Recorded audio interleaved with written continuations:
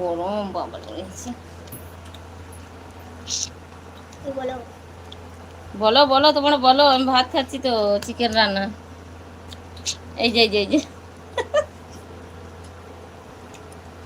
খাবে তো এসো, খাবে তো, গরম আমার হাতে যদি তো বাবাকে দে। খাবে তো এসো।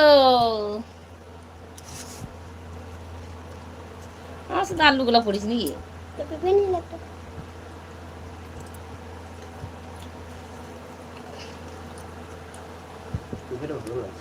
ভালো লাগলে হ্যাঁ এবার পিঠে আবার